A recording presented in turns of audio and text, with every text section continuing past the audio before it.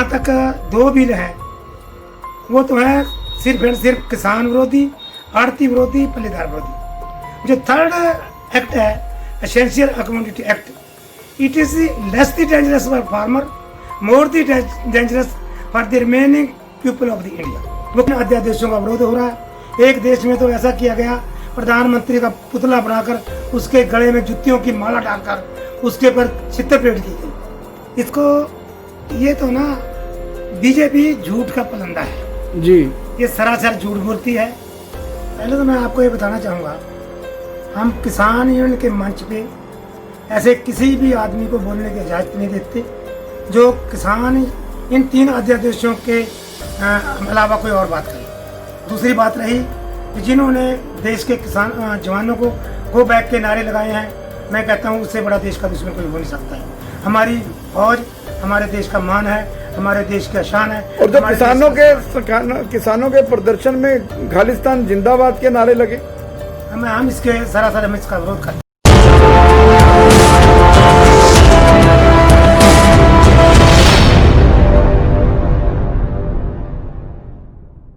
Jyotikan web TV देख दर्शकों को आज मिलवाते हैं भारतीय किसान यूनियन के उप प्रधान गुलाब सिंह मानकपुर से। बता दें, गुलाब सिंह मानकपुर जब से कृषि बिल संसद में पास हुआ उसी के बाद से इसका विरोध कर रहे हैं और अम्बाला में डटकर इस बिल का विरोध करते नजर आए हैं। और इसी के साथ आज भारतीय किसान यूनियन के उप प्रधान गुलाब सिंह मानकपुर ने सरकार द्वारा पास किए गए कृषि बिल को लेकर नए खुलासे किए और कहा कि जो सरकार द्वारा बनाए गए ये बिल है, इसमें जो तीसरा बिल है वह किसानों के ही नहीं बल्कि पूरे देश की जनता के खिलाफ है।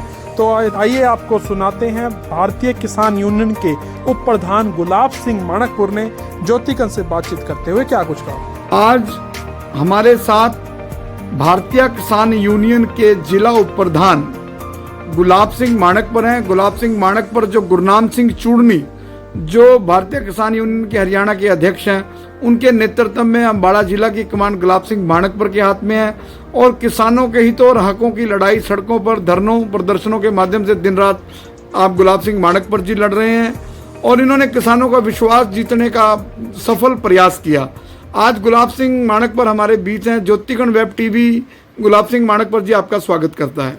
मैं गुलाब सिंह मानकपुर ज्योतिकन वेब टीवी के लाखों दर्शकों को नमस्ते करता हूं और उनसे प्रार्थना करता हूं कि जो भारत सरकार ने किसानों के विरुद्ध 3 काले कानून लाए हैं उनके बारे में जो मैं बात करूंगा उसको अपने मित्रों में ज़्यादा से ज़्यादा शेयर करें। गुलाब सिंह जी, पता चला कि प्रधानमंत्री ने पूरे देश के किसान संगठनों को फिर आमंत्रित किया। इससे पहले हफ्ता पहले भी उनको आमंत्रित किया था लेकिन किसान यूनियन ने ठुकरा दिया था। तो ये कहाँ का निमंत्रण है? प्रधानमंत्री जी किसानों को कहाँ मिलेंगे और क्या एक आम राय हो गई है सरकार से प्रधानमंत्री से मिलने की किसानों की? पहले तो किसान यूनियन ने इनका निमंत्रण ठुकरा दिया था जी, लेकिन अब एक्सेप्ट कर लिया गया है। आज किसान यूनियन के संगठनों की चंडीगढ़ में मीटिंग है, उसमें जो भी फैसला लिया जाएगा उसके अनुसार ही आगे की कार्रवाई की जाएगी कि वो किस आदमी को मिलना चाहते हैं किसको नहीं। वो ऐसे आदमी को नहीं मिलेंगे जो किसानों के इन बिलों के बारे में डायरेक्टली कुछ ना कर सके। वहीं गुलाब सिंह मानकपुर जी, आपके पास अम्बाड़ा की कमान रही और कहीं ना कहीं आप विश्वास पात्र हैं गुरनाम सिंह चूड़नी जी के और कहीं ना कहीं आप एजुकेटेड हैं, आप एयरफोर्स से रिटायर हैं, आपको अपनी बात अच्छी तरह से रखनी आती है, आपकी प्रेजेंटेशन जो है विज़न बहुत अच्छा है। क्या 3 अध्यादेश जो आए हैं उसमें आपकी अगर मीटिंग होती है प्राइम मिनिस्टर के साथ तो वो विड्रॉ करने के लिए होगी अध्यादेशों को या उसमें फ्लेक्सिबिलिटी लाने की होगी? पहले तो कोशिश करेंगे कि विड्रॉ हो जाए जी। ये मोदी जी कहते हैं भी ये किसानों के खिलाफ कुछ नहीं है जी। हम कहते हैं भी जो आप अध्यादेश लाए हैं इन अध्यादेशों में एमएसपी के बारे में एक भी शब्द नहीं लिखा हुआ, जबकि प्रधानमंत्री और ये सरकारी एजेंसियां यही कहती हैं कि हम आपकी एमएसपी नहीं तोड़ेंगे। अगर आप नहीं तोड़ना चाहते तो एक चौथा अध्यादेश ले आए कि एमएसपी पे हम गारंटी देते हैं, एमएसपी की प्राइस की जो पेमेंट है अगर कोई एमएसपी के रेट से कम खरीदेगा उसको कानूनी दायरे के अंदर लाकर कम से कम 5 साल की सज़ा का समाधान हो जाए। और जो एमपीसी है, ये मंडीकरण बोर्ड है, ये ना तोड़ा जाए। किसान और आड़ती का 9 मास का रिश्ता है, हम इसको बरकरार रखना चाहते हैं। आप ने बात कही है कि इसमें सजा का प्रावधान कर दिया जाए। फिलहाल मोटी मोटी सी अगर आपकी मीटिंग इस हफ्ते प्राइम मिनिस्टर के साथ होती है किसान संगठनों की, उसमें टॉप प्रायोरिटी किन कामों की रहेगी? टॉप प्रायोरिटी तो यही होगी, पहले तो आज जो संगठन के जो अधिकारी हैं उस पर चर्चा करेंगे, लेकिन मुख्यतः जहाँ तक मुझे भी नॉलेज है कोशिश यही होगी कि ये अध्यादेश वापस लिए जाएं। अगर वो वापस नहीं लेते तो एक चौथा अध्यादेश लाए जो MSP की गारंटी दे और इस पे कम खरीदने वाले को कम से कम 5 साल की सजा का मतलब अगर ऐसा अध्यादेश प्राइम मिनिस्टर लाने के लिए बात करते हैं तो आपका आंदोलन खत्म होने के आसार पर है। हाँ बिल्कुल ऐसा हो सकता है। ऐसा हो सकता। वहीं चलते चलते एक अहम सवाल है, आपके किसान संगठनों का पंजाब में भी धरना है, शंभू बॉर्डर पे धरना है। पिछले दिनों किसान संगठनों का धरना चल रहा था तो कुछ ऐसे लोगों ने वहाँ खालिस्तान के नारे लगाए और सेना की जिप्सी को, जो सेना के सवार थे, उनको गो बैक किया, वापस भेज दिया, जबकि इस देश में धरती पुत्र किसान, जय जवान जय किसान का देश है। ऐसे लोगों के लिए आप क्या संदेश देना चाहते हैं जो खालिस्तान के नारे लगाकर किसानों के आंदोलन को भटकाने का प्रयास कर रहे हैं, बदनाम करने की साजिश रच रहे हैं? पहले तो मैं आपको ये बताना चाहूँगा, हम किसान यूनियन के मंच पे ऐसे किसी भी आदमी को बोलने की इजाज़त नहीं देते जो किसान इन 3 अध्यादेशों के अलावा कोई और बात करे। दूसरी बात रही कि जिन्होंने देश के किसान जवानों को गो बैक के नारे लगाए हैं, मैं कहता हूँ उससे बड़ा देश का दुश्मन कोई हो नहीं सकता है। हमारी फौज हमारे देश का मान है, हमारे देश की शान है। और जब किसानों के प्रदर्शन में खालिस्तान जिंदाबाद के नारे लगे, हम इसका विरोध करते हैं। हम ऐसे तो भारतीय किसान यूनियन जो है गुरनाम सिंह चूड़नी के नेतृत्व में ऐसे लोगों को कहीं समर्थन नहीं करती जो खालिस्तान जिंदाबाद के नाम? हरियाणा में तो अभी तक ऐसा मामला कोई आया नहीं। शंभू में हुआ। शंभू पंजाब का बॉर्डर है।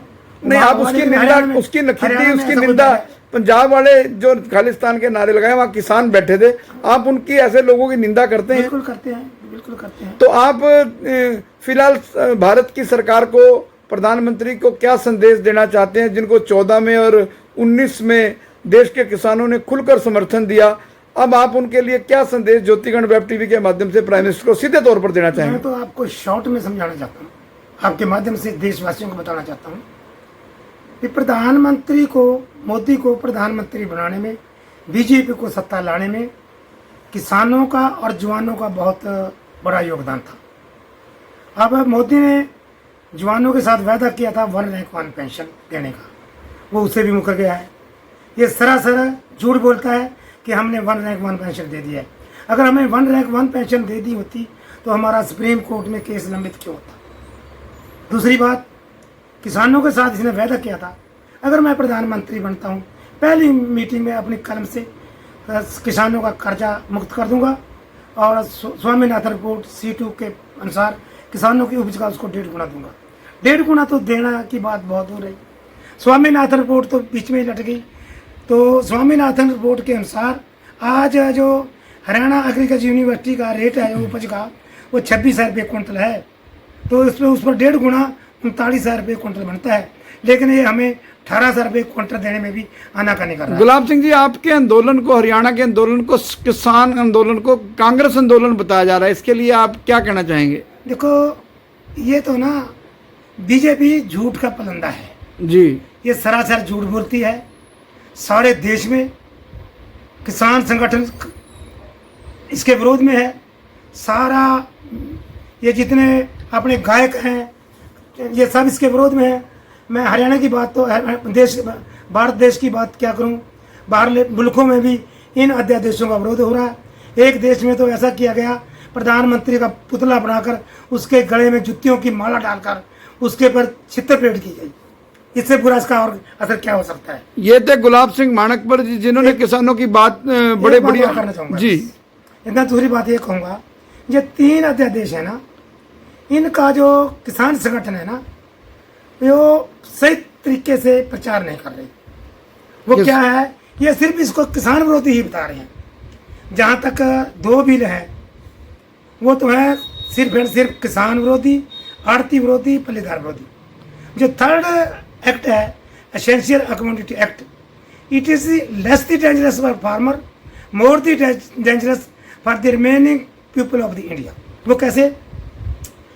पहले 4 साल पहले मध्य प्रदेश में दालों पर ये जो स्टॉक सीमा ख़त्म कर दी थी, और महाराष्ट्र में प्याज पर स्टॉक सीमा ख़त्म कर दी थी। प्याज 100 रुपये किलो बिका था और दालें 200 रुपये से ऊपर बिकी थी। वो स्टॉक लिमिट तोड़ने की वजह से मिली थी। अब तो स्टॉक लिमिट सारे देश में तोड़ दिया है। ये आलू प्याज जो 5-10 रुपये किसानों से खरीद कर स्टॉक किया जाएगा, ये आपको 100 और 50 रुपये से किलो कम नहीं मिलेगा। ये दालें अनाज जो हमारे से ये 15-16 मतलब जो कहना है कि तीसरा जो अध्यादेश है वो देश के लोगों के लिए भी खतरनाक है, ये बड़ा गंभीर सवाल उठाया गुलाब सिंह माणकपुर ने। गुलाब सिंह माणकपुर जी, ज्योतिकंठ वेब टीवी से बात करने के लिए आपका धन्यवाद। हमारे ज्योतिकंठ वेब टीवी को सब्सक्राइब करें। धन्यवाद। ज्योतिकंठ वेब टीवी के फेसबुक पेज को लाइक करें एवं शेयर करें। हमारे यूट्यूब चैनल को बेल आइकन दबाकर सब्सक्राइब करें।